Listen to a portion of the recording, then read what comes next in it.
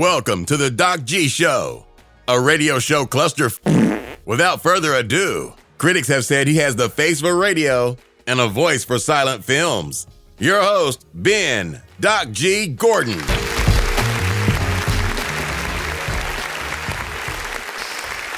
And we are on the air. Welcome to the Doc G Show. I'm your host, Doc G.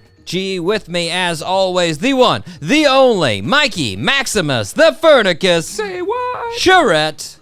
Doc G, what's up, sir? How's it going? For a second there, I forgot I was Doc G. I don't know if you noticed that when I said. Oh, yeah? You were like, wait, who? I was like, welcome to the Doc G Show. I'm your Doc G. Yeah, that's me. Okay, there we go. Yeah. It's a little bit, I don't know what happened. A little imposter syndrome or something? I don't know. That was weird.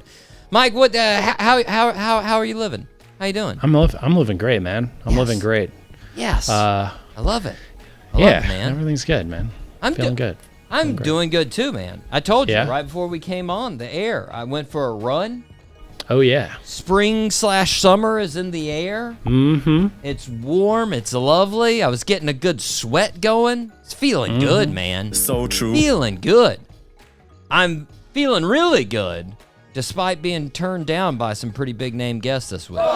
Ah, come on, man. Yeah. Yeah. You know, Sorry, Mike, Doc G. listeners, you know, I'm out here. I'm grinding. I'm looking for guests, trying to find somebody fun for you guys to hear us talk with, you know, that's going to promote their work. It'll be good for our show. So I was going through the names, Mike, and I've pretty much scoured all of the music for this the next couple of months in the Jacksonville area and Orlando area, you know. That's right. So I was going through the comedy names, you know, and I was looking through the different tours, and I see that David Spade is doing a little East Coast tour.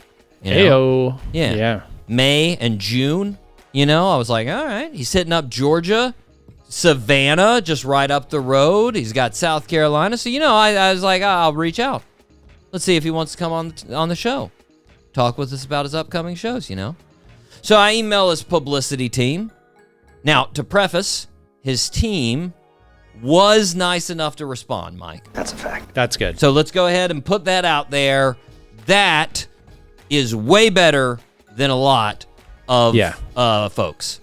Thank you, Team Spade. Exactly. We could spend the rest of the show listing the folks that never responded to an email or phone call from the Doc G Show. I literally have thousands. That's not an exaggeration. Nope. I have thousands. Yes! Anywho, his publicist, Chelsea. Chelsea was kind enough to respond to our email. But the response fell a little flat, Mike. Do you want to hear the email? Of course. Here we go. Quote, thanks for reaching out, but he's not available. That's it, Mike. That's it. Jeez. That's it. There was no period.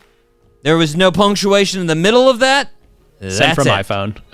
That's it. Thanks for reaching out, but he's not available. Jeez, okay. Mike, why do I get the feeling he is available, just not to our show? Yeah, you know, a lot is unsaid, but a lot is also said. Exactly. Yeah. That email felt like it ended like this. Thanks for reaching out, but he's not available.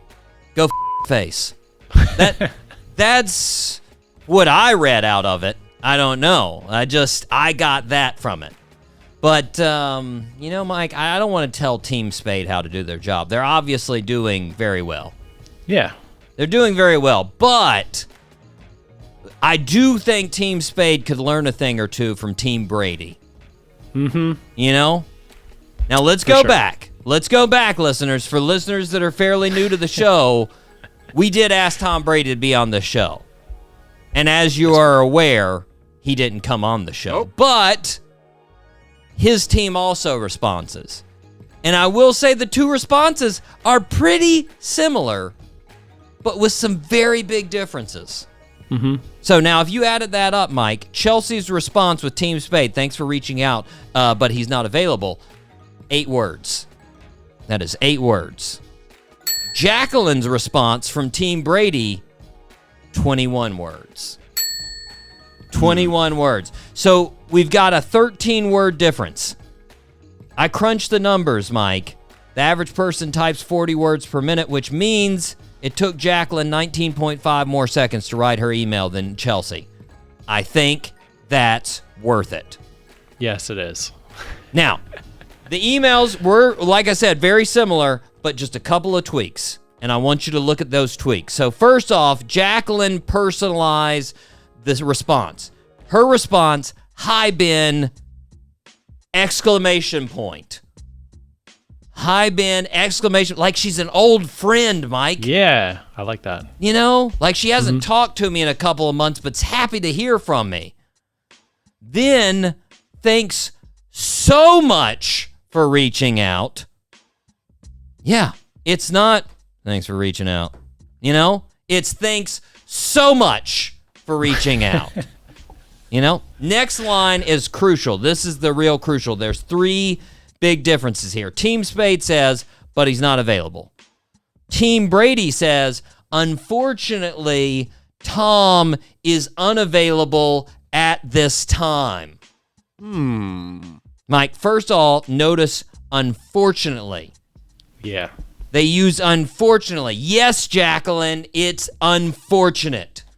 They are regretful that Tom can't be available for more things. You know? They wish he could. Yep. Second, Jacqueline doesn't use not available. She uses unavailable. Do you see how that takes the negative out, Mike? Yeah. And then at this time, you know? Yeah, exactly. That's the last key. That's the last key, but I haven't got there. Yeah. I haven't got there. Sorry. Oh, no, you're good. You're good. We'll get there. Just a teaser. Unavailable. Now tell me which one sounds worse, Mike. You're not attractive or you're unattractive.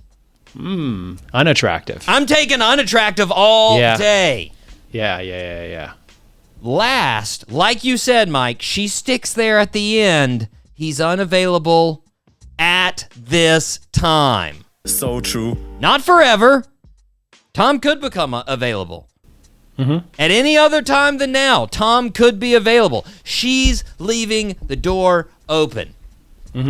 Then, maybe the biggest thing of all, Mike, Jacqueline puts that sign off at the end of the message. Best of luck with your show. She puts it at the end of the message like a chocolate chip cookie at the end of a delicious meal, Mike. You just feel satisfied. Like, yeah, best of luck with my show. Yeah. You know, you put it all together. Hi, Ben. Thanks so much for reaching out. Unfortunately, Tom is unavailable at this time. Best of luck with your show. Now, tell me at the end of that email that you don't think Tom Brady just became your best friend. Come on. I mean, I still feel like he's going to come on the show eventually. He is. I really do. Exactly. And that's what she did. She mind us into thinking that, Mike. It's amazing. Exactly. Right? As opposed to Team Spade's email that I finished and I thought maybe I should just cancel the show and stab myself in the throat because I'm not worthy of Spade's presence. You know? Hilarious. So in case you're wondering, listeners, David Spade's not coming on the show. And he will never be available for the rest of time. So but don't worry. Me and Mike are available. We are. Mike, are you ready to fire this show up? Let's fire up this awesome show, Doc G. All 3 engines up and burning. 2, 1, 0, and lift off. Woo! Woo! I am excited. We have got a fantastic show, Mike, because we have returning guest, one of the best, the lead singer, Kaleo of Pepper, returning guest on the show. We had, if you remember, Yasad on the show, the drummer of Pepper, last year. Now we've got Kaleo. I can't wait to talk to him. He's just a fantastic, just such a positive guy. You know what he does in his off time when he's not being the lead singer of a fantastic rock band, Mike? What does he do, Doc G? He's a yoga instructor. Yoga instructor? Yeah. Come on, man. This guy's chilling. He's just out there being zen, you know? Zen. Yeah. Master. And he looks like it, you know? The dude looks in way better shape than me. So true. Way better shape than me. And I want to say he's like 13 years older than me. 15, something like that. That's good. Yeah, amazing. Shout out to Kaleo. We're going to talk to him here in about, give or take 30 minutes. But first, we need to start where we start. Birthday suits. Happy birthday, Mr. President. Mike went back. Oh, wait. Before we start on the birthday suit, real quick, for the listeners that are excited about the Mike C Top 3, I do need to give you time to collect your thoughts on the topic. So, listeners, if you want to get your top 3 together before we go over it, our top 3 today, top 3 facial hairs of famous people, right? So, in the famous world, in the celebrity world, think of, and it doesn't have to be a man. If you know a lady that's got some amazing facial hair, like a bearded lady, that'll be fine. But any person's facial hair, famous individual, the top 3 facial hairs. It can be beards. It can be sideburns. It can be mustaches. It can be goatees. It can be a soul patch. I hope Mike doesn't have any soul patches on his list. No soul patches. Okay, good. But regardless, listeners, think of your top 3. That's what it's going to be when we get back from Kaleo's interview. We need to go on to the birthday suit. Mike, I looked up your record. I counted it. So far, you are 28 and a half out of 45. It's not... Yeah, you're over 60. You're over 60%, Mike. But I think, hopefully, you can get one this week. Okay. Gotcha. All right. Cool. I'm sorry, but it's just not your wheelhouse. I got 2 football players, and then I've got a. Who else do I have? Oh, I've got a really old rapper. Like I'm talking start of rapping, like the very, very beginning. But anyways, let's start with one of the football players. So, born on May 15th, 1975 in Bartow, Florida. Right. Yeah. Bartow, Florida. Our birthday suit wearer was a linebacker that went to the University of Miami and then was drafted by the Baltimore Ravens in 1996. He has the most solo tackles in a season. He has the most career solo tackles. He is a 2-time Super Bowl champion. He is a 2-time Defensive Player of the Year. He is a 13-time Pro Bowler. He is considered one of the greatest defensive players of all time and one of the greatest Baltimore Ravens of all time. Most of the time when he's brought up, somebody makes a joke about him murdering someone, because he was a witness to someone getting killed in 2000 and he obstructed justice. Name that birthday suit wearer. Can I get some initials? R.L. Ray Lewis? There it is. Yay. Nicely done. Hey, we out here with the initials. You pulled it out. I got to take 0.5 off for the initials. Hey, that's okay. But I'll it's take all it. right. I don't care. It's all right. I like it. Yeah, Ray Lewis, Initial man. my way to the... You're getting Anyways. there. You're getting there. He's turning 49. Yeah. Wow. That's older than I thought. Ray Lewis, man. That guy, almost nobody took it more serious than that guy out on the field. That dude's crazy. I've heard some stories from former players that played with him about how, like, it didn't matter what kind of game it was. It could be a game against, the last team in the NFL, but, like, he's over there basically, like, crying. He's so serious before the game, just, like, shaking. And they're like,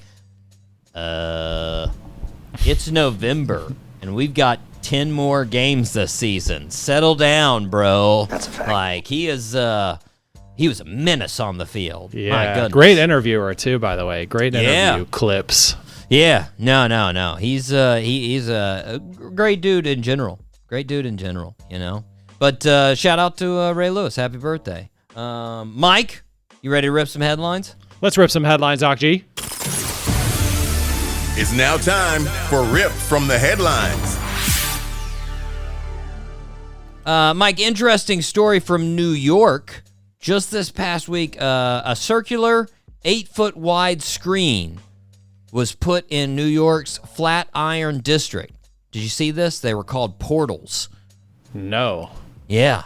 The video screen is connected to an identical screen that was put up in Dublin, Ireland.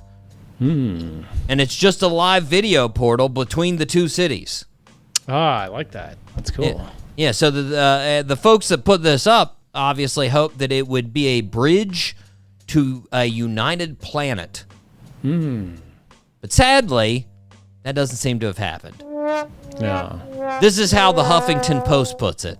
Quote, those who visited the screens reported seeing several people flashing their private parts, while others openly did drugs, displayed swastikas, and streamed pornography from their phones. Yeah. That's why we can't have portals. Can't have portals. Because people show their portals. I go back to two of those activities, Mike. Who are the people that were doing drugs or streaming pornography from their phones? I'm going to guess the New York City side. Well, yeah. Actually, in the article, Mike, it seems that Dublin was doing more of the bad things. Oh, okay. Yeah. But I'm still, just trying to, give our listeners, from Dublin the that's true.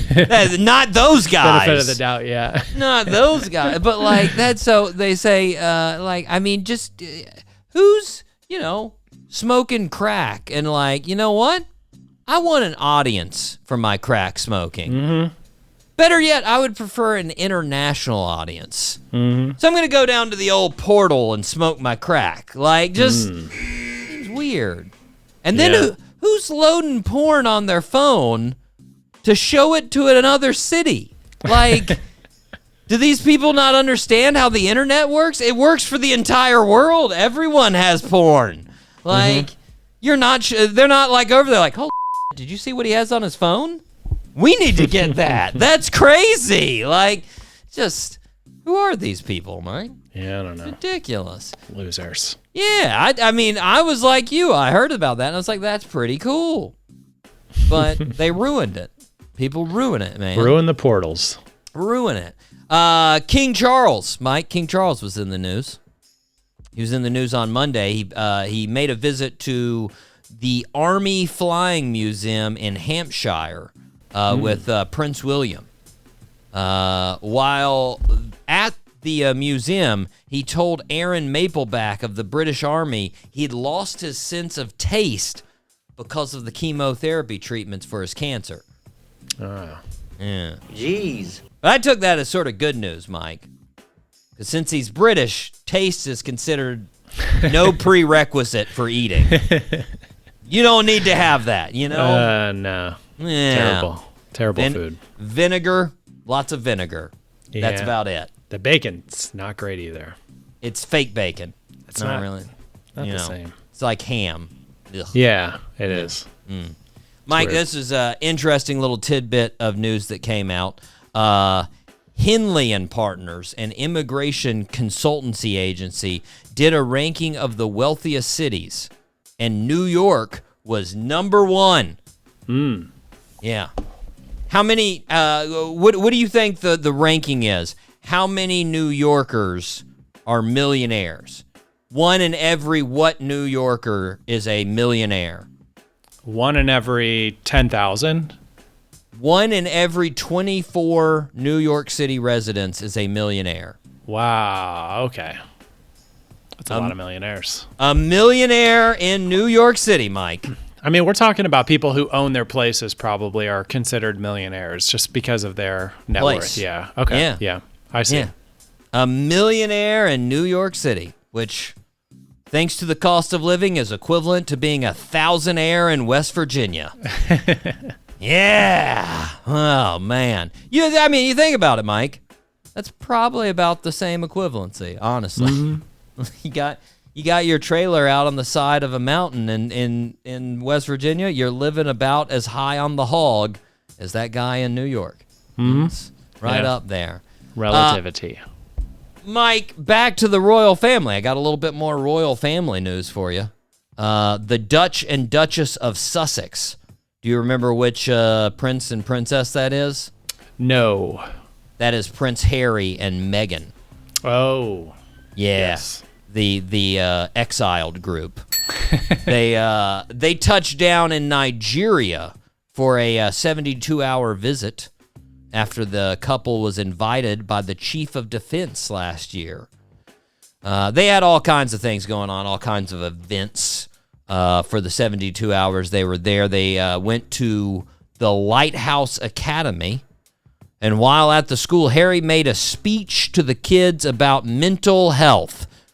He ended it by saying, "It's okay to not be okay." You know?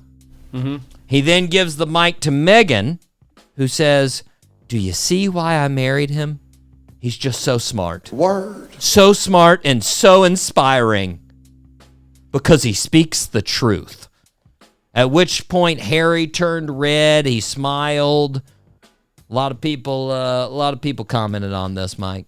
They said, it's what true love is. And I got to say, Mike, this is exactly why about 75% of the world hates Harry and Meghan. Because that 75% are in relationships where they hate the other person. Yeah. And here these two are, having been married for 6 years, and they're still saying like this? No. Nobody needs to hear that. Come on. If you're happy like this, keep it to yourself. You know? Do you see Rita Wilson saying like that to Tom Hanks? Nope. No way. Nope. Keeping it to themselves. You know? But we know they love each other just like that. Oh, for sure. But they keep it to themselves, Mike. Shut it up, Prince and Princess. Come on. Come on. We know Tom Hanks is the best husband ever, probably. Amen. I'd marry him. I would marry him. I would too. Mike, here's a headline from the New York Post. Quote, "How did Friday become our favorite day of the week? Astrology has the answer." Of course it does. To which I say, Mike, wrong. Astrology has nothing to do with Friday being our favorite day of the week. Nope. Fact check. Unions are why Friday are people's favorite day of the week, because in the late 1800s, enough of them went on strike to cause businesses to start giving 2 days off. If it wasn't for that, Friday would suck horse just like Tuesday. Yeah. No one would be excited about Friday. No. So but hey, let's not forget about Montel Jordan. He's also contributed to some of Friday's awesomeness. That's true. Let's be honest. It's Friday night, and the feeling's right, because I'm here on the west side. Yes. Yes! That's a good song right there, Mike. Yeah, it is. Good callback. Unskippable. Like it. Mike, interesting story from Insider. This is from the author Lindsay Dodson. Lindsay Dodson.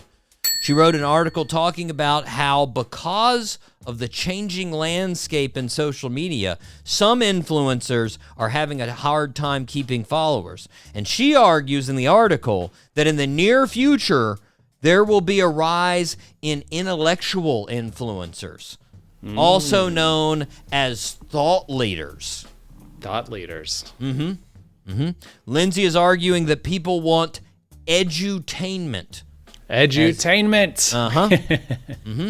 She says the barrier to entry for creators is so low and the standards of the general public are rising, they don't want to just be entertained or just educated. They want to be edutained. Word. And I got to say, Mike, that's some positive thinking right there. The thought that people are going to try and better themselves. There's no chance that's going to happen, but it's a nice thought. Like, that's the same argument they made when the internet arrived. Hey, everybody, good news. There's this new technology where you can access all the world's information by just a couple of searches. This is going to help everyone get smarter and work better. And what happened? Just more access to porn and gambling. Yep. That's it. That's it. And the dark web. That's Some Silk it. Road. That's it. Let's check back in 2 years, Mike, and see how much edutainment outlets we're getting. Let's see. You know what? Our show is educational, Doc G. Super. People are always better after listening to this. Hey, man. Oh, yeah. Remember when they learned about the Cremaster? Oh, yeah. Wouldn't have known about that Cremaster if it wouldn't have been for this show. Nope. Mike, we've talked about the old Kendrick and Drake beef.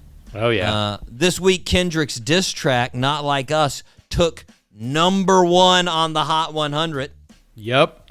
Number 1. But I've got bad news. That knocked Taylor Swift out of the number 1 spot, Mike. What? Yeah. Diss track between Kendrick and Taylor now. Exactly, Mike. I took your punchline. My bad, Doc G. No. I hear that. That's what I think. I think she's going to come out with a diss track, but it's going to be in Taylor's style of dissing. Okay. So it's going to be named after something her and Kendrick did like 15 years ago. Yep. That you have to deduce with clues. Mm-hmm. And the lyrics will be so passive-aggressive, you're not sure if she wants to stab him or have sex with him. You're like, I don't know. Maybe that's what it is. Yes! Can't wait for it to come out, Mike. I'm very excited. Me neither. Very excited. You know Bryan Adams, Mike? Old school guy, right? Yeah. Old school. I don't know if he was a rock guy. That's rock Ryan guy. Adams. No, Bryan Adams. Okay. Who got my first real 6-string? Yeah. Oh, at the 5 and dime. Yep. Played it till my fingers bled. Yeah, that dude. He was also on the Robin Hood soundtrack. Everything I Do. Yeah. I do it for you. Yes. Yeah. All right. Yeah, same guy. Okay. Yeah. Well, Bryan Adams, this week, he got together with PETA and called out the Canadian Armed Forces for the bear hats that the ceremonial guard wears. You know, the big old furry black caps they wear? Oh, yeah. Okay. Those are made of bear? That's actually bear fur. Oh, wow. Yeah. And, not too surprisingly, he's calling them to, stop it. Stop using bear fur, Yeah. And after the video was released, Billboard reached out to the Canada's Department of National Defense and asked them about the hats. And they explained that the Department of National Defense have already switched over to using synthetic fur where possible.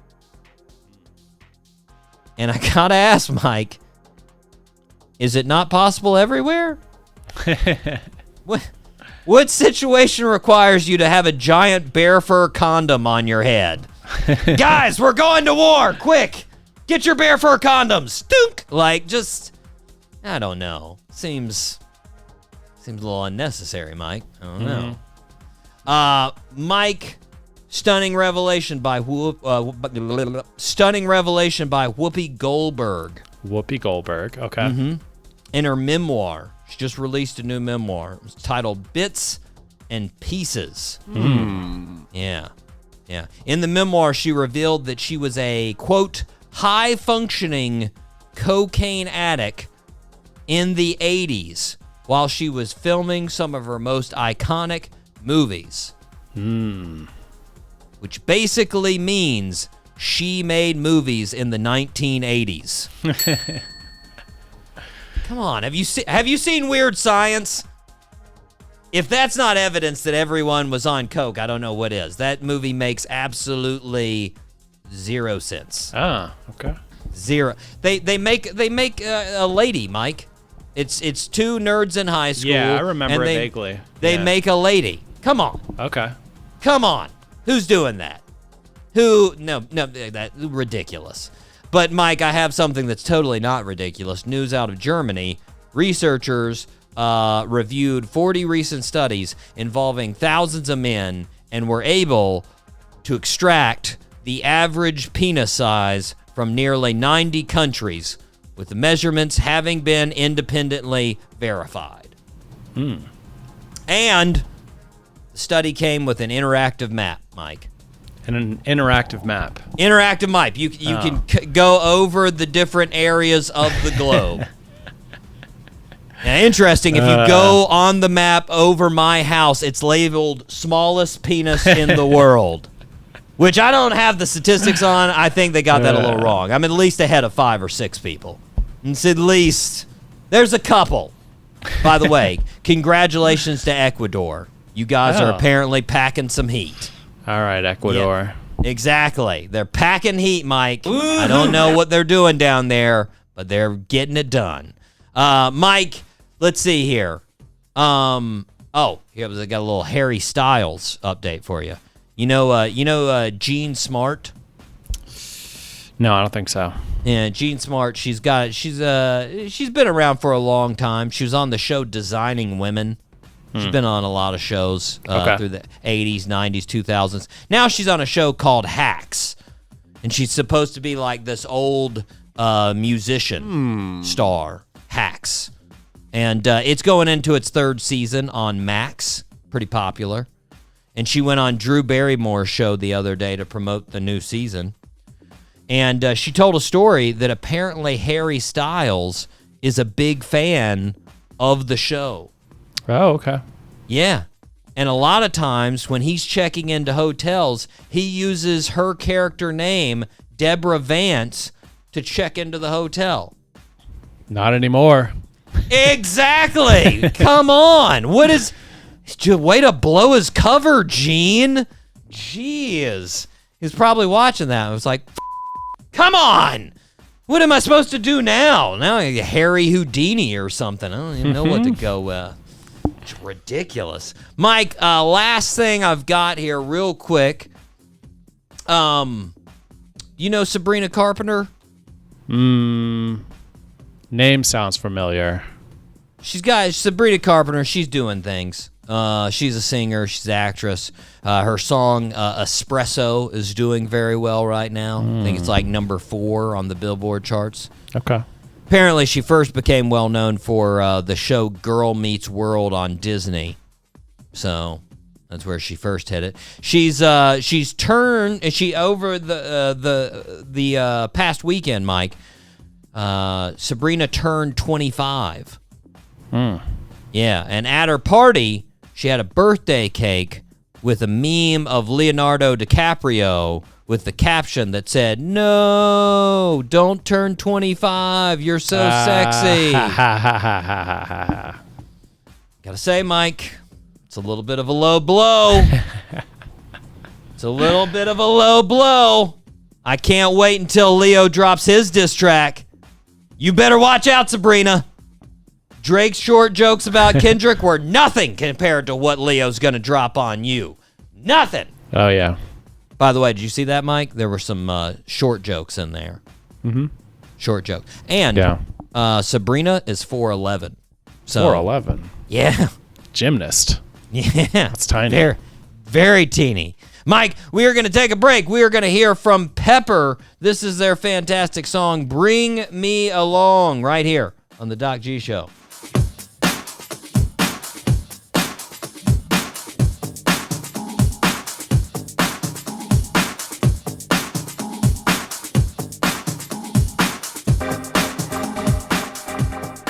Back here on the Doc G Show, Spinnaker Radio, WSKRLP 95.5 FM in Jacksonville, Florida. Mike, what do the listeners need to do? Well, Doc G, if the listeners feel like the show is a positive way to waste their time, they should please subscribe to the show on Apple Podcasts, Spotify, SoundCloud. We're on YouTube, killing the game, wherever you get your media. It's a cost-effective way to support the show. And if the listeners are feeling extra generous, please leave us a 5-star review. And we would appreciate that. And tell a friend. Tell a friend. Yes. And a comment. Comment. We don't. Friends. Do everything. No, Mike, we don't need comment. comments. No comments. No, we don't want your comments. No comments. I make this promise to you, listeners. By the end of the summer, we will have the shows up, full show, on YouTube, all the way through. Yes. We will have the video. You can see me and Mike all the way through. Yeah. Us hanging here digitally, and then whoever we've got as the guest, you will see it. And then the whole show will also be as a YouTube short. We'll have every 1 minute of the show as a YouTube short. Trying to put out each content, one folks. will have one view. What? And hopefully people will just get to YouTube short 64 of that episode and just be like, what the is that? So they were talking about bidets for a minute, and it didn't have a beginning or an end. I don't know what that was about. What was that? I'm like, Gotta watch the YouTube shorts before that one, all 5 of them. You gotta go through. Gotta go through, listeners. I like that, Mike. Leave them hanging. Leave them hanging. We need to thank the folks that are the regular listeners here, Mike. Here we go. Shout out. Shout out Jacksonville, Florida, Columbia, South Carolina, Radford, Virginia, Gainesville, Florida, Frankfurt, Germany, Anoka, Minnesota, Ashburn, Virginia, Piracai, Brazil, San Diego, California, Dublin, Ireland, Portman, Oregon, Genoa, Italy, Richards, Texas, Barcelona, Spain, Winfield, West Virginia, Biloxi, Mississippi, Tulsa, Oklahoma, Peoria, Illinois, Katy, Texas, Toms River, New Jersey, Olive Branch, Mississippi, Asheville, North Carolina, Los Angeles, California, Spartanburg, South Carolina, Athens, Georgia, Baton Rouge, Louisiana, Chicago, Illinois, Boynton, Virginia, and Fort Lauderdale, Florida. Fort Lauderdale. Shout out to all of those folks. I tripped up right around Dublin. I was thinking about them showing their boobies to New York, and I was just like, oh, man, portals. Come on, Dublin. You're better than that. Anyways, thanks to everybody that listens. We appreciate it. Fort Lauderdale, by the way, South Florida, they've been coming through. And we appreciate it. We appreciate it a lot. 4-star listens, Mike. Columbus, Ohio. 1 more week for Columbus, Ohio. 1 more week, Columbus, and you will be on the regulars. That's right. Get excited. Uno mas. Second on the 4-star listeners, Mike. Jefferson City, Missouri. Apparently, I had no idea about this. They call it Jeff City. Oh. Yeah, which makes me like it way more. Jeff City. I mean, that's my kind of people. If you're going around and you're like, Jefferson's way too long. I'm not saying Jefferson. Nope. Jeff. Yeah, Jeff. I'm just going to start shortening and just say Jeff. You going to Jeff? Yeah, I'm going to Jeff. Yeah. Montego Bay, Jamaica, Mike. Yeah. Shout out to Montego Bay. Wouldn't mind being there. Just hanging on the beach. Nice summer day in Montego Bay. Man, I would get so sunburned. Just ridiculously sunburned. Stafford, Virginia, Mike. Shout out to Stafford. Shout out Sunrise, Florida. Like I said, they're getting it down there in the South Florida area. Shout out to Sunrise, man. They've got 3 more weeks, Mike. 3 more weeks on the 4-star listeners. They'll be up on the regulars by themselves. Sunrise. Miramar, Florida. Shout out to Miramar. Austin, Texas. Shout out to Council Bluffs, Iowa. Shout out to Pooler, Georgia.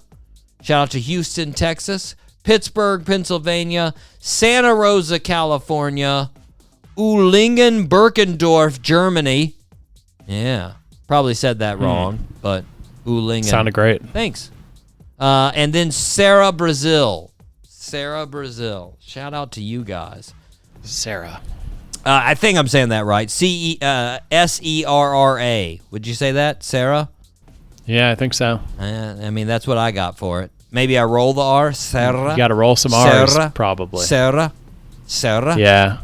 I don't know. We'll see. I mean, it's Portuguesa. I don't know. Regardless, thanks to all the listeners. We really do appreciate it. Keep them coming, man. Keep them coming. Mike, I've got a little bit of a miscellaneous file here before we go to break real quick. This past weekend, Mother's Day. Did you do anything? Mother's Day? No. Called my mom, Called my You called her. mom. I like it. Actually, I text my wife's mom. I called my mom. I think that's enough for your wife's mom. Yeah. You haven't got to that level, No, just texting. Yeah, that's enough. Sent a card, Did you send a card to your mom? Yeah, we sent a card to my mom. Nice. Too. Yeah. Nice. I just wrote my name in my mother-in-law's card, and then I wrote, "Hey, Mom, happy Mother's Day. You're amazing." For the other card, I just hyphen Mike. For some reason, I thought you were gonna say, I just put my name and address Like, I don't know why. Like, Mike, here's my address. There you go. I'm joking, Pam. If you're listening, happy Mother's Day. Of course, Pam. Kidding around. Of course. Pittsburgh, we had to listen, so I had to say that just in case that was her. She's like, that son of a I always knew I didn't like him. I took my mom out to eat. It was a fantastic meal. We had a good time. It was a very Gordon-esque place, very spot on for me and my family. It was darkly lit. It was fairly small. It's out in the woods. Many things that made sense for me and my family. It was a great time.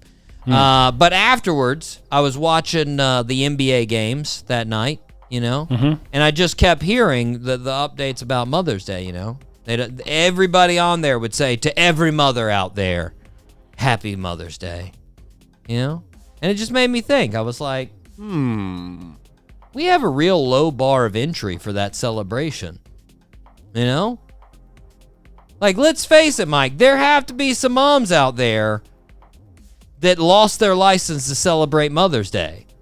Yeah. Yep. Like, I mean, let's think about it. Christmas, we've got Santa checking his naughty and nice list. He checks it twice, from what I hear. So true. You've got a check and balance system. Meanwhile, any mom out there gets to celebrate Mother's Day.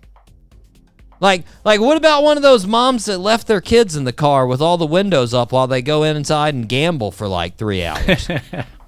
That mom gets Mother Day privileges? Like, come on. No, yeah, exactly. That mom gets Mother Day privileges revoked, at least for like a couple of years, At least so she gets out of jail or something like that. Something. I'm just saying, Mike, I think we need to raise the bar slightly. But to any mother out there that does deserve to be celebrated, happy belated Mother's Day. Yes. And you know who you are if you don't deserve to be celebrated.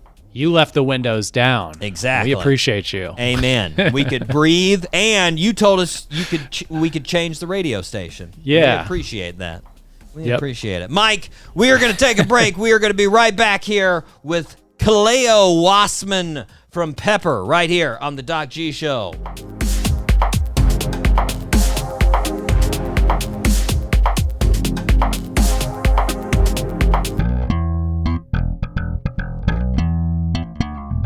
Hey, what's up? This Rock Montana. This Mucho Yellow. And this Rockin' Yellow. And you're listening to Doc G Show from 803 to 904. The best show on the radio. You dig? This is 95.5 Spinnaker Radio. WSKR LPFM, UNF Jacksonville.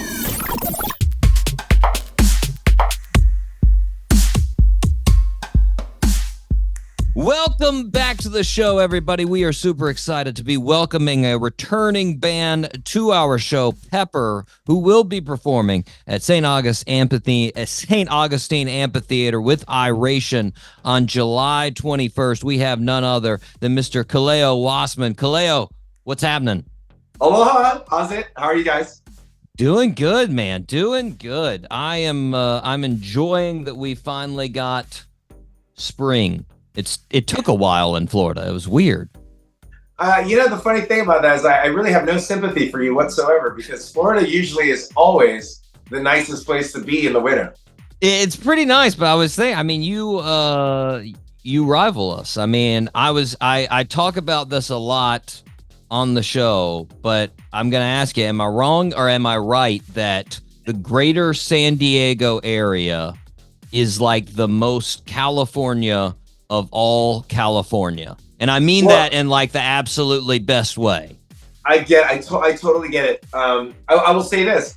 Every part, like living here for so long now, every part of California has its own unique charm into it. Mm-hmm. San Diego is my personal favorite, strictly on the fact that I can jump over to Mexico in about 25 minutes. Yeah. And I absolutely love, being, from Hawaii, born and raised in Hawaii. the amount of cultures that are there, are just so stewed together, melting pot, right? Mm-hmm. So I've always loved like a multicultural situation, not only just from the different like perspectives and point of views, but for the food as well. Oh yeah. And so like, you know, in Florida, like, you know, the further south you go, you have that, like, you know, you go to Miami and you're going to be tasting flavors of the world, especially the Cuban emphasis there too. So I might be a little food driven when it comes to this, but however, I through all my travels, I really understand that cuisine, food, conversation, and a really delicious wine helps me to understand wherever I am. Well, you know, it's funny because we had one of your friends on the show, Mr. K-Bong. Oh yes, Kevin, man, I love that kid. And we were waxing poetic on San Diego, and I asked him if I was in San Diego, where should I go eat? And he recommended, well, first of all, he was like, there's way too many places. I can't just give you one. Yeah. And I was like, okay, well, let's cut it down to one of the best cuisines there, the Mexican food that you have in San Diego. And he's like, okay. And he's like, now you're going to have to give me an area because I can't, I've got places in the whole city. I was like, okay, let's go beachside. Let's go Pacific Ocean, La Jolla area. And he gave me La Perla Cocina. Oh yeah. And it's now closed apparently. That's what I saw, that it was closed. So I'm going to ask you, if I've got one meal in San Diego, where are you telling me to eat? What time of day is it? let's say it's a night meal. Let's say it's dinner. Let's say it's like I'm a late dinner eater. So let's say it's like 9 p.m. and I'm looking for a good big late night dinner. Okay, so 9 p.m. good big late night dinner. Mm-hmm. How do you feel about tacos? I love tacos. All right, Tacos Gordo. Gordo is one of the best, easiest places, and right now they have like I think 2 locations in San Diego, but they also have in Tijuana too. Oh, now here's the funny thing, you know, San Diego and TJ, they're just so close and synonymous together. So you can really walk over really, really quick and have some of the best tacos, street tacos ever. And to tell you the truth, for me, the simpler the taco, the better. So onion, cilantro, and whatever meat is on fire. Mm-hmm. And that's it, you know, and the tortillas have to be handmade. The handmade masa, yeah. Oh, yeah. Yeah, exactly. Mm-hmm, mm-hmm. Yeah. Yeah, no, I mean, I do really love, though, like, I always tell people, San Diego has that feeling. It's just like, to me, everything that people talk about as far as California, the beach sunsets, the palm trees, the good weather, the chill vibes, the multicultural, like, that's all San Diego. Like, absolutely. And it's very similar to Hawaii. Now, however, let's go back to where you are. And you're in Jacksonville. Yeah. All right. So there's a situation that shouldn't be, but is at Jacksonville Beach. And I would say there's a lot of those. and well, check this out. You have a pizzeria there in Jacksonville Beach. One of my favorite, and I know what I'm saying. I know what it sounds like, but Biggie's Pizza in Jacksonville Beach is one of my favorite pies anywhere. It is. So have you ever been? Oh yeah. Okay. Yeah, so Biggie's in Jacksonville Beach is one of my favorite pies of all time. And I believe the pie that I like there the most is called the Brooklyn.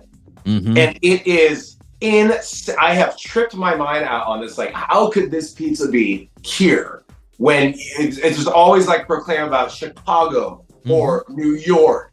But there's a secret gem in Jacksonville Beach called Biggie's Pizza that I find myself at every time I'm lucky enough to roll through there. Oh, they've got all kinds. I mean, they've got it, you know, they've got it sort of New York style of laid out, you know, as far as you can get it by the slice, of course. Yes. And I mean, they've got, you know, the Boss Pizza that they've got, the Chicken Club Pie. There's so a bunch. You're well versed in this place. Oh, it's a good. There's actually surprisingly a pretty good number of good pizza places in Jacksonville, even though it's. Congratulations! Exactly, that's exactly what I was thinking. I was like, when I was there, I was like, okay, well, let me look for right on the beach. It's like, all right, let me look for like some oysters or some prawns or something like that. Yeah. On the Atlantic side, but your pizza is phenomenal there. It's ridiculous. I will say, if you got time when you're in Jacksonville, the best seafood place that we have, in my opinion, is Safe Harbor. And I've said it a bunch on the show before, but Safe Harbor, to me, it's right beside, it's on the port. It's right on the dock, and they literally get the fish right off the boat. And that's what I want. Exactly. And they serve, there's nothing fancy. It's always, it's grilled, it's fried, it's blackened. That's pretty much your options. And it's awesome. Those are plenty of options. I'm fine with all of those. Man, there it is. There it is. But now that we've celebrated food, now that we are starving for lunch. let's talk the big event that just happened actually a couple weeks ago. April 29th, officially Pepper Day. Yes. Officially Pepper Day. 28 years ago, playing with Brett, did you ever see a day coming where you were like, this band is going to have its own day? The true answer to that is absolutely not. Maybe like on Hawaii's Most Wanted, but never like a Pepper Day. So Mayor Billy Kanoe, rest in peace, in I believe 2017 or 18, he declared the April 29th Pepper Day. It was wonderful just because we left Hawaii because we really wanted to branch out and to see and to travel to more places and to learn more about those places through the people to help the writing process. And it was so wonderful because when we moved here, the subjects became so much more. There was so much more to experience, so much more to write. And also, let's face it, like you can only go around the island so many times playing music, and we needed a much, much bigger, broad spectrum. Yeah. So at the moment that we decided this, Yasad, Brett, and I, we just basically left our jobs, sold everything, moved here, bought a PA, bought a 1976 Dodge Sportsman, loaded the van, and played anything, anywhere we could. Whether it was for beer, whether it was just for a graduation party, whether it was at a sushi restaurant, it didn't matter. Any opportunity that came up, we just went through it to play. And not allowing ourselves to have a job here was really the driving force, because if we didn't play, we didn't consume. We didn't consume food, alcohol, anything. We had no gas money.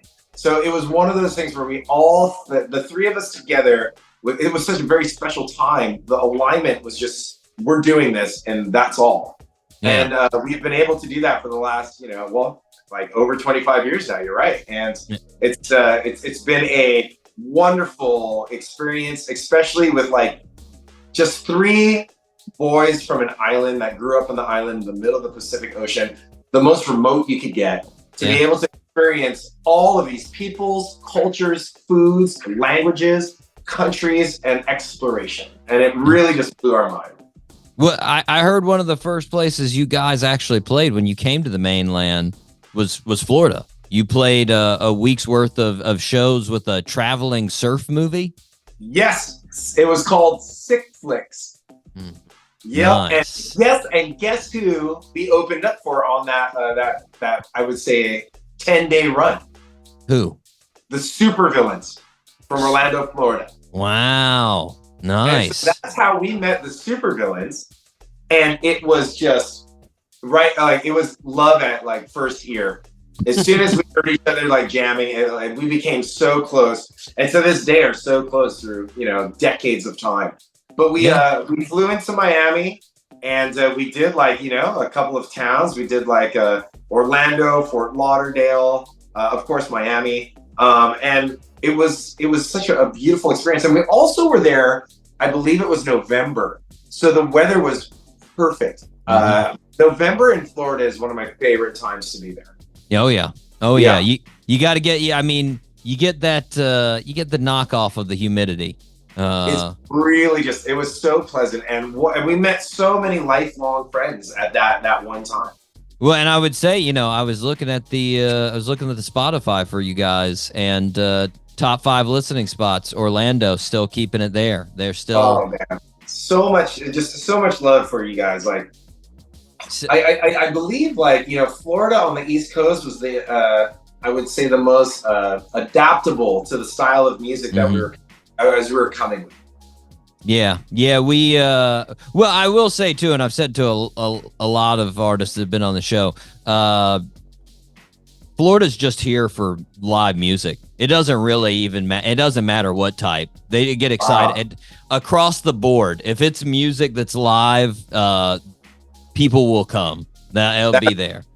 Yeah, congratulations on that. Well, yeah, when I talked to Yasad last year, we were talking about you guys starting out, and we talked about when you came over, working with Volcom, getting on the second Warped Tour, but only if you set up and broke down the stage at every stop. And I sort of wondered, at what point did you say, you know what? We don't know enough about this. This was probably a bad idea. Okay, so it was Warped Tour 2001. That was the deal. If we built the stage, we could play. There was no point at all that we were saying, I don't know if we could pull this off, because at that time it was our first national tour. Yeah. There has been, now we moved here on May 12th, 1999. Yeah. So this is, about 2 years that we've been doing it. And so with the opportunity, like I said, just play everywhere, we did that. We faked it until we made it. Yeah, of course we can build a stage. I had no idea how to build a stage. And we did, and luckily, knock on some wood, no one was injured, no one was hurt. The show went on, and then it was a beautiful representation of okay, now we've gotten to see a lot of America, and for the next coming years after that, let's go see all of it, and which we did. We've played 50 states, all 50 states we have done in our career. Nice. And then traveling through America took us through traveling through South America, which took us through traveling through Mexico, Europe, Asia, Australia, and we just kept the ball rolling the whole way. Nice. Well, you met, I heard you talking about, you met a band Wanted Dead at that Warped Tour. Yes. And I love how I was watching this interview, and I love how you said they were sleeping under their station wagon. Yep. Wow. Yeah. But you have to understand, they're sleeping under their station wagon on asphalt in the parking lot of 118-degree Phoenix, Arizona. All you saw were their Converse and their high socks on their sticking outside of it.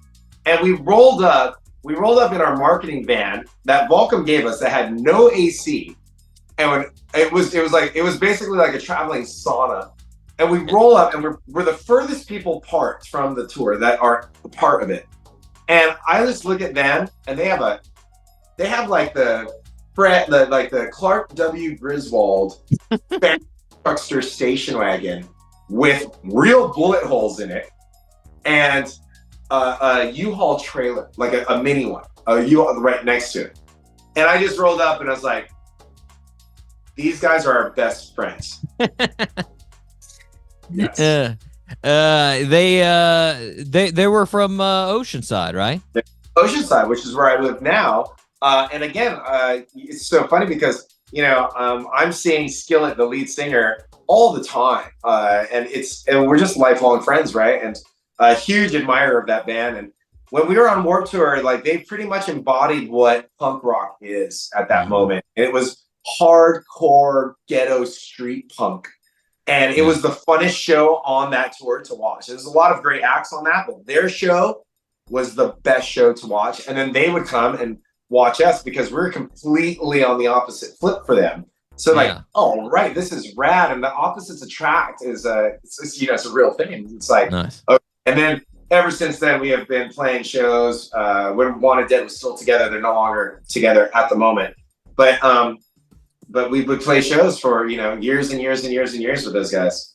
I will say if I was managing Wanted Dead, I would have told them, maybe we should think of a different name. Bon Jovi has the Wanted Dead market sort of cornered right now. I don't know. Like, I just feel like they could have got it out there, because when I saw that interview, I was like, Wanted Dead. And then it took me 10 minutes to find something on Google from them, because I had to go through 400 different videos of Wanted Dead or Alive. I was like, nope. So,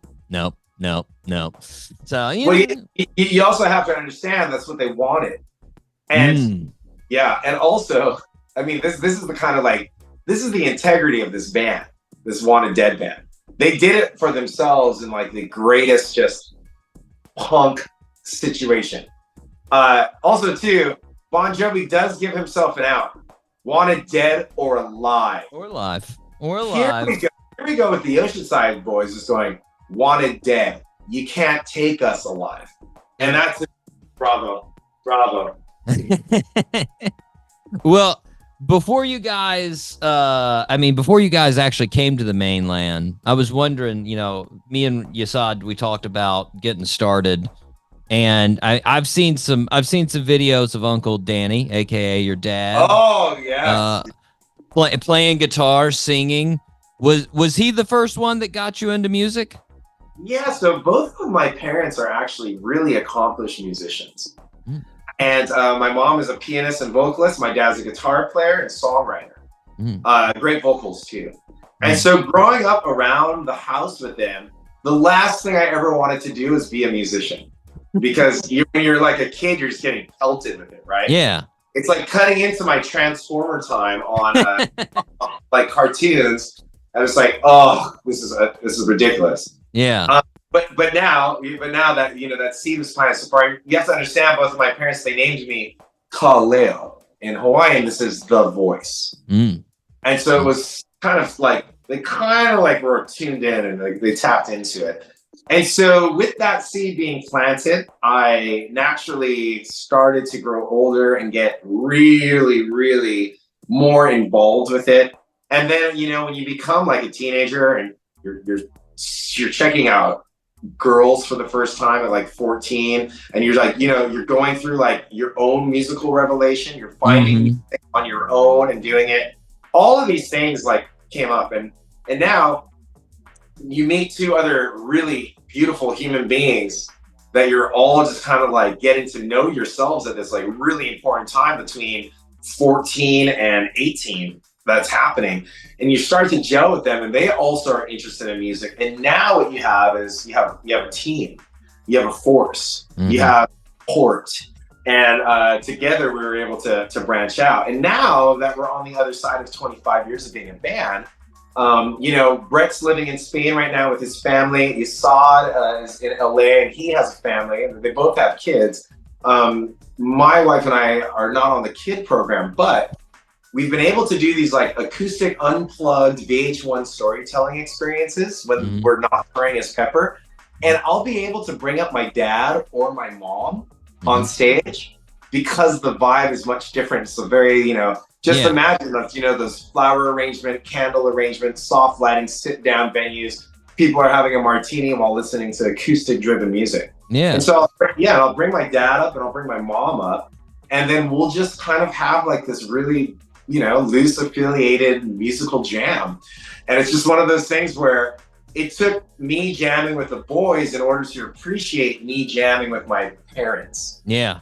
Yeah, because like we talked about, it was the last thing I wanted to be around, because you don't want to do what your parents are doing. Yeah. However, now that we're here at this area of life, it's been so remarkable to be able to have these types of shows where I'm able to perform with my parents, and it just blows me away on how much fun and how choked up I actually get on stage with it. Oh, for sure. Well, now when we talked to Yasad, I know he had a whole bunch of like rock influence growing up. He was all, Metallica, all these other like hard rock influences that he got to see when they came to Hawaii. Were you at that time, like when you first started playing with Brett, were you into like reggae and ska, or were you rock as well? No, so you have to understand, like, especially 90s on the Big Island, getting music was very difficult. Mm-hmm. And in fact, you had like maybe 3 or 4 radio stations on the Big Island itself, and this is what you're going to get. Reggae, which is consistent usually of Bob Marley, Gregory Isaacs, and UB40. Mm-hmm. Okay. Then you have Hawaiian, traditional Hawaiian music, like Gabi Pahanui, Brother Is, that was there. Mm-hmm. And then you had Top 40, which was, at the time, like Whitney Houston, Mariah Carey, those kind of things. Mm-hmm.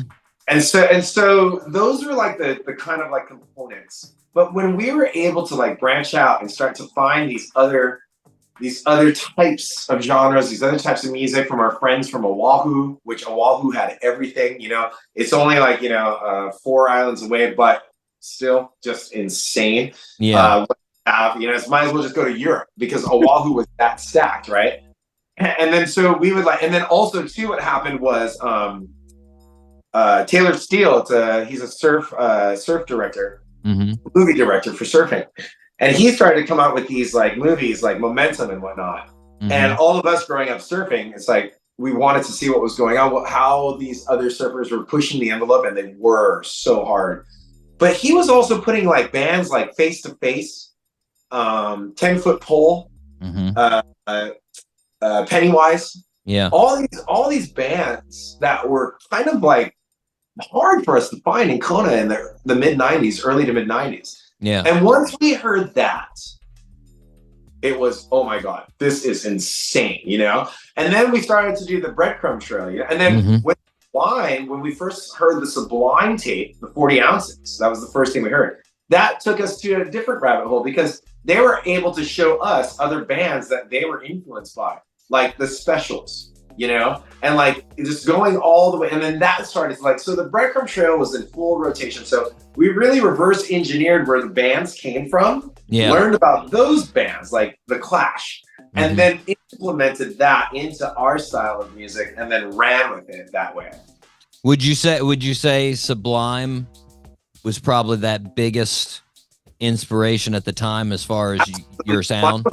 Sublime is not only so good, but Sublime is so strategic in what they adapt into their music, which blew our minds. Like you got to think like a cover of like Starlit Begonias from the Grateful Dead, right? And then you see like all these other like lines and like these like verses and these bass lines, like Pawn Shop is a perfect example. It's a Wailing Souls track. Yeah. So it's like one of those things where they were able to be the ultimate DJs in a sense, because what they were doing is they were like cutting up tracks, implementing it into their own set and recordings, allowing us to be really inspired by that and go do the investigatory work about where that music was from, what that band's about, and more importantly, where did that band get their influence from? Yeah. So it was really just kind of like, reading a book backwards and just having a really fun time in the exploration of it. Yeah. Sublime, without Sublime, there wouldn't be Pepper. Without the Police, there wouldn't be Pepper. Without the Clash, there wouldn't be Pepper. But then again, without Gregory Isaacs, there would be no Pepper. No UB40, no UB. But so it really is important to understand like the whole universal situation of where a band gets its influences from and where that band got its influence from. the scope is so large that it skip over any part of it that brought you to the point that you are. It won't be the same point that you are. Yeah. It's standing on the shoulders. You gotta everyone. It's interesting too. I always talk about there's a lot of ways you see music sort of mutate. But I mean, that's always one of those things that blows my mind. I know I brought this up on the show, and anybody that's regular listener is like, oh, Jesus, he's talking about it again. But I always find it interesting when an artist, like their take on a particular style of music, but it's not that actual, it doesn't sound like it because it's them that's making it. So like, I always bring up the example of, Van Halen, when they made the song Panama, they said they were trying to basically make a AC/DC song. And you're like, that doesn't sound anything like AC/DC, but it sounds great. Like, and you'll always see that when a band, takes their spin, they're inspired from that other band. It mutates a little bit into something completely different, that's unique. And I couldn't agree with you more. Like, I once heard, I can't remember, maybe I can't remember what it was, but the gist of the saying was, find the music and take it somewhere further. Yeah, no, exactly. And the Scarlet Begonias, I love the remake of that by Catastro. That version, they took it to another level, because they have like the perfect mix between the Grateful Dead version and the Sublime version, and it's something different that only Catastro did. Catastro is one of like my all-time favorite bands. Yeah, they came on the show a couple times there, and super nice guys. We're lucky to have Andy on the show before he passed away, and great moment on the show for sure. They're just, all of them are really just beautiful individuals, and it was a huge opportunity for me to be invited to work with them on Strange Nights. Yeah, it was a phenomenal time, and I just absolutely love that band. For sure. Well, I mean, speaking of making new music, you guys released EP there back in November. Yes. And I was wondering, after you've released as much music as you guys have, do you still get like, when you release a new album, do you still get like nervous? Like, are people gonna like this? Is this gonna be different for them? The funny thing is, as long as we've been recording and releasing music, even the demos back in Kona in the first days, we never had that feeling. I can honestly say the three of us have never had I hope people like this. Wow. It's more like, do we like it? And if we like it, let's put it out. Yeah. And that's always been the case, I think that's like, kind of another reason why Pepper is pretty punk rock in its own way. It's like, we're going to write about things that, aren't necessarily dinner table friendly. We're going to like write about like true experiences. Yeah. And also too, just like be very, very honest of like, hey, yeah, this is happening. I mean, the first time we ever got spun on K-Rock was, why don't you have some dirty hot sex with me? And it's just like, that's just an honest question. that's just, you know what I mean? Like that's just really it. Like, yeah. And in that time frame. So what we were really doing is like, do we like it? Are we authentic? Is it good? That, honestly, to tell you the truth, is why we're so not afraid to release music. And on the other sense too, though, we really like to hold ourselves accountable to make sure that we do like it. Yeah. So if a track doesn't feel like we're into it, no one else is going to get into it either. Yeah. Well, it's funny. I was actually just talking about this with my co-host. I like, because I think that's one of the reasons why I would make a bad musician, because I would not be able to hold myself to that true artist form. I'd be like, well, it sounds pretty good, but are people gonna like it? Oh no, I'm gonna have to get them to listen to it. We're gonna have to and then if I had a song that people liked, I would just try to make that song over and over again. I'd be like, okay, well that worked. Let's do it one more time. Let's try it. It's just, it definitely works that way. You have to be your own artist, but I would find it so difficult, so hard to do. Whether you're an artist or not, if you're going to be authentic in the world, you're going to have to put yourself out that way. Mm-hmm. So it doesn't matter if I'm just talking to you at a conversation at a dinner, or I'm actually putting out this music. That's it's true. It's the same thing. If you're just a yes person, you're just trying to agree with the conversation. If you're just trying to agree with the crowd, and you don't want to have anyone think of you in any other way except pleasant, well, yeah, it's going to be pretty difficult. But honestly, it's really not that authentic. And so, what's kind of the point of that? Yeah, no, it definitely makes sense. We all know those people. We all know those people that you're like, well, they were nice. That's pretty much all I have to say about that. Well, you've got the big tour this summer. Yes. You're going out with Iration. 2 months of straight touring all across the country. Literally, East Coast, West Coast, in between, Texas, all up and down. You first toured with Iration back in 2008. I'm guessing you don't know how many shows you've played with them over your career. That would be like me asking you, how many slices of pizza have you ever had?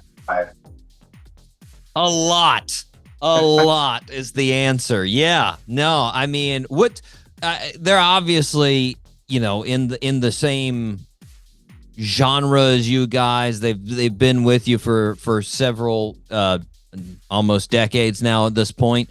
What's your favorite Iration song if you had to choose one?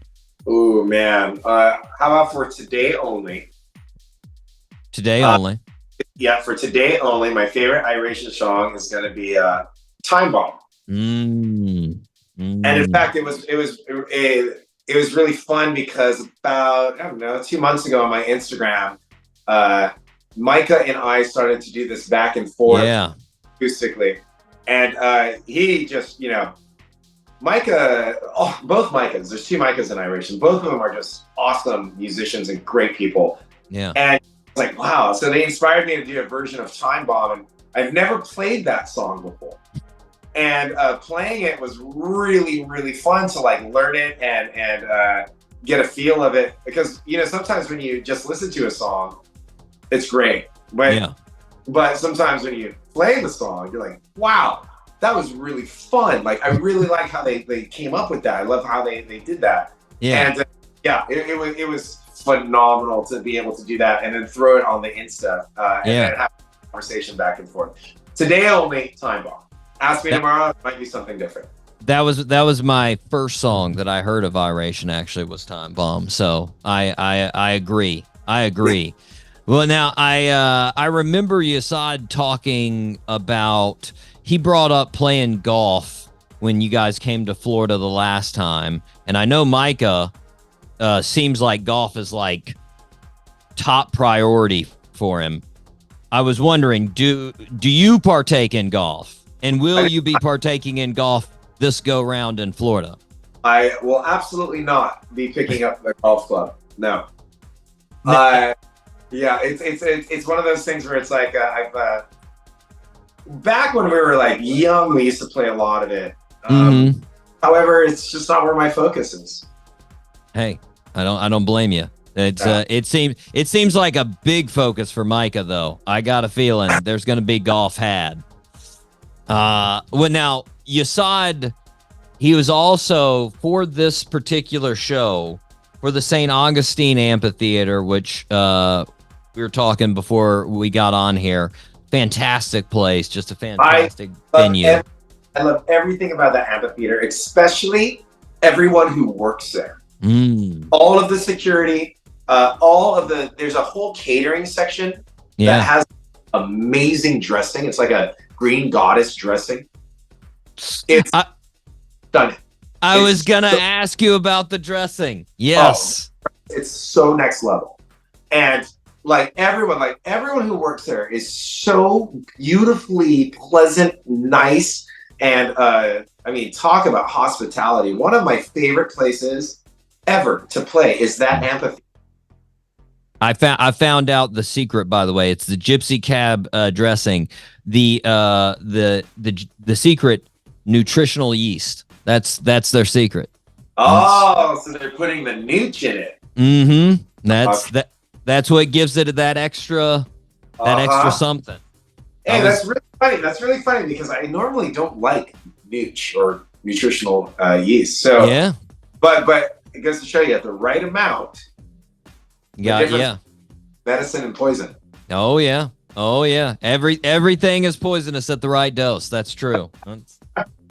Well, now, before the tour with Iration, you've actually got the Cali Roots Festival. That's coming. And we just did Beach Life Festival last weekend. Well, Cali Roots Festival. I mean, I was looking at the lineup, man. It got all. I mean, basically got every Marley you can think of. Ziggy, Damian, Stevens there. They've got, and then there's the Bay Legends E40 Too Shorter on it. You guys are performing on Sunday, same day as Ice Cube. Have you ever performed with Ice Cube? Oh yeah. We've been crossing paths for a long time. Nice. And also too, Cali Roots was, Cali Roots deserves a lot of credit. They were really the very first genre specific, if you will, festival. Like a really really well constructed festival. And it's in Monterey. It's like the whole environment with the music and that like Northern California just cool vibe. Mm-hmm. Man, it is truly an alignment of ingredients that are just, it's every time we're there, it's delicious. Yeah.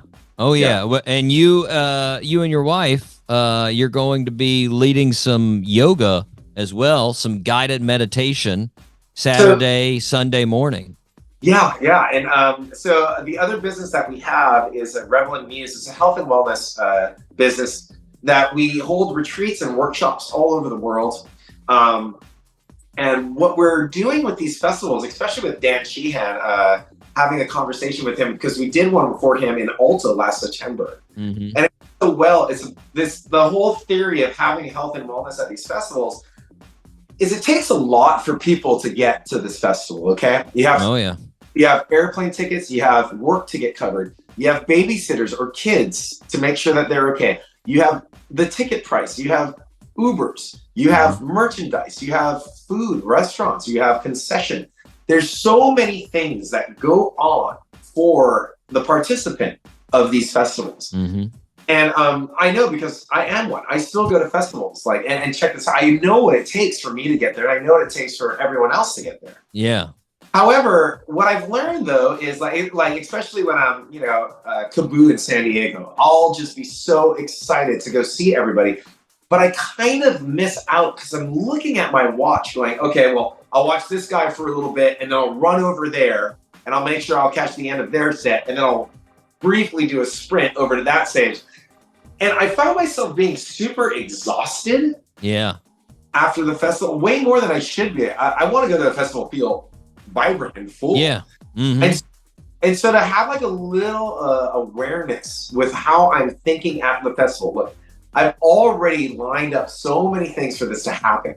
Mm-hmm. So I really want to partake, enjoy, and be aware of the moment that I'm in, because that truly is all I have at that time. And if I'm thinking about going to see this person and that person, and I'm hopping from one foot to the next, never really appreciating where I'm at. And it took a lot for me to get there. Mm-hmm. And so this is kind of us leading this mindful awareness before the doors open, before you get in there. Hey, plan out everything that you want. That's great. Have a great, but also be aware enough to enjoy where you are and not always jumping into the future of where you have to be or where you want to be next, because you're really kind of missing out on the whole experience of what that artist is portraying. And it's been really, really helpful. And you get them aware, you get them focused, you get them moving their body, you get them feeling their body, and then they go into this festival with a different approach. And instead of feeling like a pinball going all throughout the activities that the festival has, you're actually just kind of like, all right, this is great. I'm going to cruise here. I'm going to do this. I'm going to do that. And by the time you leave, you actually feel like you were at a festival, not like you were in a race. Yeah. When did you start teaching yoga? Was that in 2015 or was it before then? Exactly. So I started my yoga practice, I would say, in 2013. Now, my wife had already owned a yoga studio with her partner, and her partner do teacher training. And so I signed up for their YTT, their yoga teacher training program. And then from there, it was just an amazing situation of like, okay, this is fantastic. Not only after all those years of traveling, being on airplanes, being on vans, buses, and having your body go through these kind of things. Yoga was actually the technology, an ancient technology that helped me reverse my age. Nice. And I really started to understand like the power of the combination of mind, breath, and body. The truth. And it really, I could say like, everything from my yoga practice can be implemented in my life, including shows. And it's just been a wonderful, wonderful position to get to know who I am more and more and more. Yeah. And without getting too preachy or anything, it's just like, as long as I'm checking in with me, then I can show up better for everyone around me. Yeah. Oh yeah. Well, now I know. Actually, I talked to K-Bong about doing yoga. Have you ever done some yoga with K-Bong before? Well, going back to Rebel and Muse, which is the business that the health and wellness business my wife has for Rebel and Muse. What we were able to do is to do a co-retreat and have K-Bong with us. Nice. In Catalina, which turned out to be a hiking retreat with yoga and mindful meditation and music. Nice. And really, really beautiful, position to be on this island that has no volcano, by the way. Catalina's a pretty trippy island. Tectonic plates that hit and raise this island outside of its depths. Yeah. And so when you get to that island, it's pretty magic. It's a bunch of geodes and crystals all over the place. It's mind-blowing, but there is not one flat part on that island. It's this or this. So the hiking was real and the yoga was necessary. Nice. We would just spend the night, me and K-Bong, and it's a couple of friends, like our friend Derek would be there too. And we would just be jamming for all of the participants around the campfire and just play some music. That's it, man. That's it. Well, now, do you find, you mentioned it, I'm guessing you actually find it better, but do you find it sometimes tiring when you've got to do, you got to do the yoga sessions in the morning and then you're playing at night, or does that just get you going more? Yeah, I would say they're complementary. Yeah. Nice. Yeah, they're always complementary to each other. And it really, for me and the boys, it's never been like a question about being too tired to get on stage. Yeah. Once you start to mostly the compliment that we get mostly is there is no other show like a Pepper show as far as energy is concerned. Yeah. It is an amazing, just a power lift. It's a power surge when the three of us get on stage. And I think the reason is I think we're so open to the energy that's coming at us that we're able to absorb it and then reflect it back.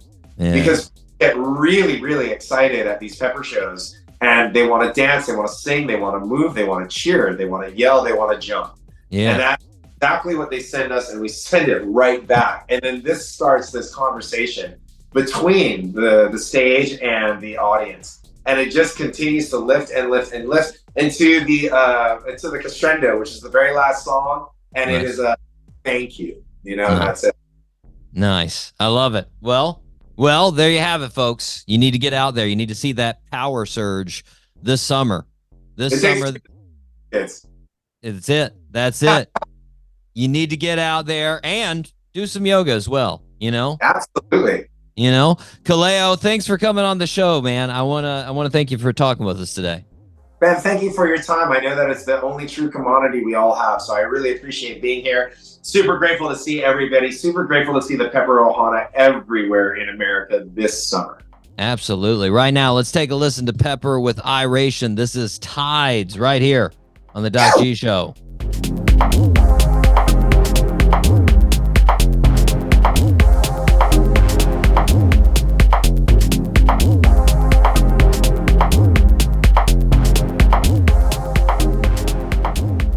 Back here on the Doc G Show. You just heard Kaleo Wassman, and you just heard Pepper right here on the Doc G Show. Tacos El Gordo, Mike. Yes. Now, over the break, I was giving you the straight science. That's what he told me I needed to eat. And you informed me, which I had no idea. We went on the website. It's in Las Vegas, too. Yeah. So this place is legit. Oh, yeah, it is. Lines out the door. Now, what do you Every get? single location. Al Pastor. That's the move. Al Pastor. It has its own line for Al Pastor. There's like lines for each individual kind of specialty that they have, but the Al Pastor line, that's the line. That's the line that everybody's waiting in. Now, have you? I mean, they got chorizo here. Have you got the chorizo? Yeah, they got a lot of good stuff. I haven't had the chorizo. I always get Al Pastor. They got anytime I get tacos. They got beef head, Mike. Say what? Yeah, they got some weird stuff Cabeza. They got cabeza. They got tongue. Beef tongue. My goodness. Yep. I don't know if I'd be that adventurous. No. I might just go with the old carne asada there. I mean, yeah, that carne asada looks pretty mean. Pretty mean, Mike. The fries, you can get the fries just with the meat all on top of it with the cheese. Yeah, looks like that's a big hit. Yeah. It looks like a fry lasagna, man. Jeez.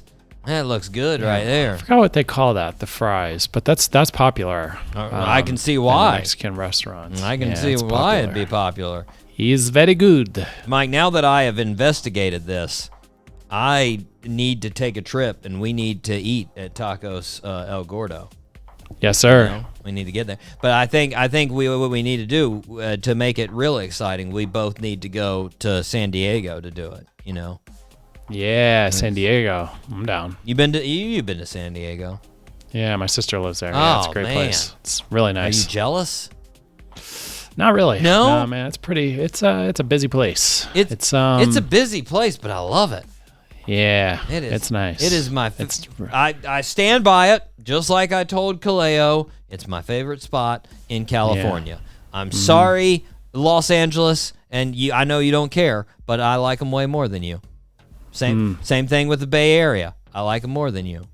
Bay Area, you're talk about crowded, Mike. San Francisco, good Jesus, can't take it. Yeah, way too crowded. And on top of that, it's cold. F that. F that. Yeah. You know. But anyways, Mike, it might never happen, but we will go to Tacos El Gordo, and I will eat some beef tongue. That's what we will do. Yeah. Okay. That's what I'll try some. Hell yeah. I'll try it. Oh yeah. Well, Mike, we need to move on. YouTube short. All right, sorry. Yeah, let's see. That's right. YouTube short, again, 10 views. Me and Mike reaction eating beef video. Oh my God! No way! Super exaggerated. What? Mike, we need to move on to the fastest growing segment in the world. Mike's the top 3. That is correct. Now, listeners, you have had a good, I don't know, on the time, an hour to decide your list. I think most famous dudes go through a facial hair stage, Mike. So true. You know? Mm-hmm. They're like, you know what? I'm going to grow a little bit. Let's see how this looks. Yep. You know? They got to find themselves a little bit. And sometimes when they do it, it looks really stupid. And then sometimes they do it, and you're like, yeah. I was actually looking, Keanu Reeves got a lot of mentions about bad-looking facial hair. People were not a fan of his facial hair, you know? But do you have any honorable mentions, Mike? I do. I got another terrible one, but I kind of like his facial hair in a weird way. All right. Who's Joaquin Phoenix. Oh, yeah. Mm-hmm. I could see Pretty that. wild. Yeah, it's not that good. Yeah. Darwin. Charles Darwin. He had some good facial hair. He had a nice... That's a good beard. Nice beard. That's a solid beard right there. I like Darwin. Mr. T. Mr. T. Very pro. Very groomed, you know? Yeah, very groomed. All of his career. You didn't see that thing with like mine. You didn't see a bunch of side pieces coming out and scragglies. Like he had that thing slick. It was well shaved. Nice. Yeah, that's a good one. Yeah. Mr. T's a good one. And then last one was Kimbo Slice. Yeah. Good beard. Yeah. He had a very round face, very round beard. I don't know, something about his beard just really cool. Very, very good honorable mentions, Mike. It's a hard one. I have two that are along the lines, I feel like, of those. So two of my honorable mentions. Well, I'll give the one honorable mention that's by himself. Jason Momoa. Okay. You know, always He's gonna be one. Always done pretty good with his beard. Looked pretty solid, you know, as far as the beard. He's got a good one. Next on my list for honorable mentions, Rick Ross. Always been Rick Ross, yeah. Always been a beard man. Always been a pretty solid beard. And then to go along with that, James Harden. I mean, he is the beard. I'm sure he's on your list. Yeah, he is. But I just couldn't make my list. Now, I'm sure you're going to see my list and be like, how did he not make that list? But I couldn't put him up there. So I feel like you're a good judge of beards, though, Doc G. You got a good beard. Well, I mean, I don't have all beards on here. Full disclosure. I've got some other facial hair. I've got some other facial hair. I went all beards. So number 3 on my list, Burt Reynolds. Mustache. Mustache.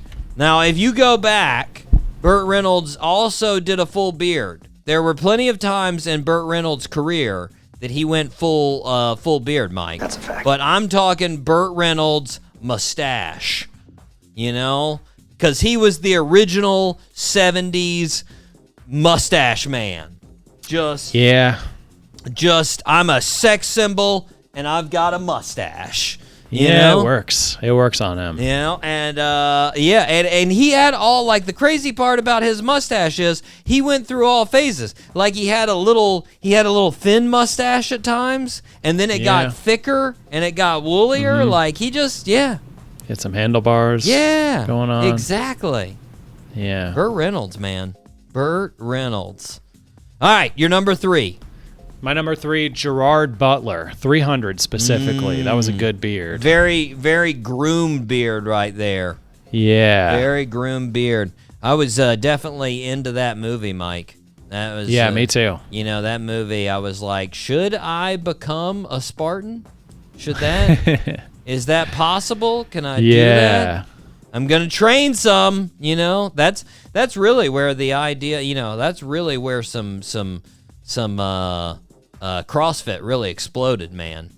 Because they trained sort of CrossFit style for that movie, and people just went bananas for it. I didn't know that, actually. Yeah, I mean, it wasn't like just like actually CrossFit, but it was free training style, like that functional training where you're flipping tires and running 400s and that kind of deal. Anywho, great beard. My number 2, Mike. My number 2, Sam Elliott. Another mustache. Oh man. Woohoo! Yes. Great. We know he's been rocking a mustache since the 70s, since Lifeguard, and it's only gotten crazier since then. Yeah, yep. I mean, it got out of hand in some of those. I mean, mustache, just all its own, you know? Shout out to Sam Elliott. My goodness. Yeah, Sam Elliott, man, what a great mustache. It is. I mean, he made a now mustaches have came a little back in vogue, you know, and I got to be honest, whenever somebody's wearing a mustache, I'm like, look at this. this is a real mustache, and I just hold up a picture of Sam Elliott. That's, he's super impressive. But Mike, you're number 2. Number 2, the beard, James Harden. Honorable mention on yours, but I gotta say he's got that Spartan beard. I don't know. It's he's got amazing. A good beard. It ate his face. It became his face. Like it's nuts how like you barely even like if he holds his lips together, you can't even see his mouth. Nope. Like it's just a full on beard. Like And like when you go back and you look at those beardless pictures, you're like, no way, man. No way. Who the you crap could never is go back that? to that. Like it just does not work. Even when you go back to like some of like the like when he was first started growing it out on Oklahoma, that even looks weird. Like the small beard. You're like, what's that all about? I can't handle that. Hope he holds on to his hair for a little bit longer though. It's getting a little light up there on the top, you know? Oh, really? Yeah, it's getting a little. Yeah, I always like the beard mohawk combo. That was always such a cool move. Like such a good look. Yeah. That was such a good look. I mean, I feel like if he did lose his hair, he could rock the horseshoe beard combo. I think he could do that. I think he could pull it, not have to shave his whole head, you know? I think that's possible. All right. I'm just saying. You've got my okay if that happens, James Harden. Mike, I don't know if this is your number 1. It's my number 1. Abraham Lincoln. That's right. Abraham Lincoln. He was going to be an honorable mention, but yeah, Abe Lincoln. Abe. Yeah. Oh, honest Abe, man. I had to make him I had to make him number 1 because one, if you've ever seen like there's only a couple of the real old pictures without him, or not pictures. They're I know there is a picture of him without a beard. Oh, it's atrocious. It's it's just so bad. You're like, what is that? No, I can't handle that. But then you put a beard on him and you're like, yeah, that's the guy that saved our country right there. Yeah. That's the dude, you know? So yeah, just because of that, I say he's got to be the number 1 beard, you know? He's the beard that saved the United States of America. So there you go. It's interesting he does the beard without the mustache. He just does the beard only. Yeah, I think that was more of a late 1800s thing. Yeah, you for know? sure. That was it's a pretty weird thing. But you know, I'll be honest, I didn't even notice that. I didn't even notice that until you said something. Really? I just never even thought about having no up. That's maybe Mary Todd said something about that, you know? Maybe they were making out one night. She's like, I can't handle that mustache, man. Shave it off. And he was like, can I leave the beard? She's like, yeah, sure, that's fine. You know? I don't know. Yeah. Anyways. Anyways. Mike, your number one. Give it to me. My number one, Ryan Reynolds, Blade Trinity specifically. Gosh. You're such a Ryan Reynolds fan, man. Oh, I'm such a Ryan Reynolds freaking crush on that guy. I will say, I mean, it's like everything he does. He puts on a beard and he looks amazing with a beard. So yeah, but the Blade Trinity beard was cool because he kind of had like a design in it. It was almost kind of like it kind of had like a, I don't know, maybe not a design, but like a pattern, like a beard pattern of sorts. Let me see here real quick. I think it might have just. Oh yeah. Well, like he had it much more shaped on the sides. That's for sure. Mm-hmm. And then he has like a little raise up on it before the goatee. Yeah. I think that might have been. They might have had to do that just because he couldn't grow a full beard at that time. Oh. Okay. You know, because he's pretty young at that time. Yeah, he was a young guy. And he's also not a very hairy guy. So usually, not hairy guys usually have a little bit harder of a time to grow facial hair. So. Yeah.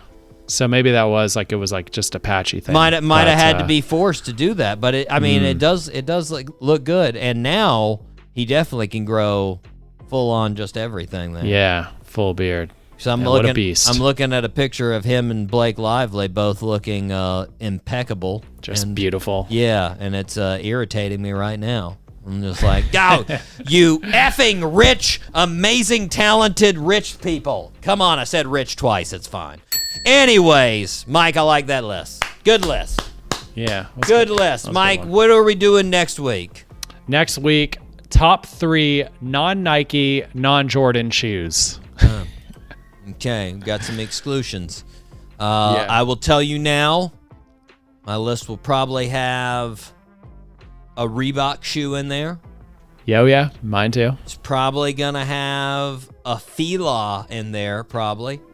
All right. And it might have a Puma in there, just Okay. off the top of my head. I'm thinking. I'm not committing to anything, but that could be on there. Listeners, get ready. Get your list. Make sure you have it. It's going to be a good one. Mike, you are a half of a point right now. You have 2 points that are available. Do you want the rapper or the football player first? Let's go with the rapper. Okay. Born on May 15th, 1961 in New York, New York. Our birthday suit wearer was one of the first rappers ever. Jeez. He was part of the group Grandmaster Flash and the Furious Five. In the song The Message, he said, "Don't push me, 'cause I'm close to the edge. I'm trying not to lose my head. Ah ha ha ha ha." Yeah, that was him. Great. That's all I got. That was really good. That's all I got for the whole clue. That's all you have for the whole clue. I'll take initials. Hopefully I can get 1 point today. It's like I gotcha. Yeah. Also, I will say his name. He was one of the first rappers to ever use MC in front of it. They think he was the first to use that. Masters of Ceremonies. Yeah, I don't know. MC Melly Mel. Yeah, no way. Melly Mel. Mike, take a look at Melly Mel. M-E-L-L-E-M-E-L. Melly Mel. Melly Mel is out here looking ripped as a mofo for 62 years old. This guy, for a 60... Oh, man. Yeah. For a 62-year-old, like, he just got in... Like, somewhere around, like, the late 90s, he really got into working out. And that dude just, he kept it going. He kept it going, man.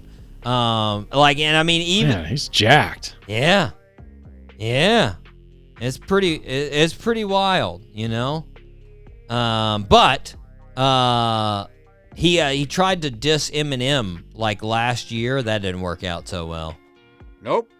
It was he dissed him, and then after he dissed him, everybody was like, "That was a pretty lame diss track," and he was like, "Yeah, you know what? My bad. That wasn't. I apologize for that. You know." But regardless, if they actually got in a fight, I would pick the 62-year-old Melly Mel in that fight. I feel like he would beat the crap out of Eminem. He is a frightening, muscular man. Anyways, he is. Shout out to Melly Mel, turning 63 now. Turning 63 years old. Mike, we can get 1.5 here. I think you might be able to get this. Or 1. Okay. I might have to give you initials here. Born on May 15th, 1969 in Pensacola, Florida. Our birthday suit wearer was a running back that went to the University of Florida in college. He was drafted by the Dallas Cowboys as the 17th pick overall. He was a 3-time Super Bowl champion. He was an MVP. He was an 8-time Pro Bowler. He was a 3-time touchdown leader. He has the most career rushing yards of any player in the NFL's history. And he wore number 22. Emmett Smith. There it is. Yes. 1.5, Mike. 1.5. Let's go. 50%. I'll take it. I like it. I could tell you leaned in. You were ready with Emmett Smith. I was saw ready. It. Yeah, I was ready with the. I saw it. You were like, I know it. I know it now. Running back, Dallas Cowboys. I got this. Okay, Mike, we have some fantastic shows coming up. We've got 2 great guests lined up. We've got Braxton Cook. He is available. Unlike David Spade. Cool. Yeah. Thanks, Braxton. Yeah, Braxton is world famous saxophonist. Braxton. He's Juilliard trained. He's been called one of the top 5 jazz artists in the world. He's performed with all kinds of folks. Mike, Christian McBride, John Batista, Mac Miller, Rihanna. Yeah, all of those folks. Performed with those guys. Super exciting. We got him on the show. Can't wait to talk to him. We've also got Chris Bollinger. He's releasing his 6th studio album soon. Very excited to talk to him about that new release. But until then, Mike, we need to wrap it up. I have been your host, Doc G. With me, as always, the one, the only, Mikey Maximus, the Vernicus, Charette. Always a pleasure, Doc G. Thank you so much for having me! I feel good about that, listeners. I don't know about you. I feel like Mike wants to have me back. Oh, yeah. And he's available. I'm available. Nice. That's for all of you, too, listeners. He's I'm available for everybody. Anytime. Until next week, zip it up and zip it out. Zippity-doo-dah.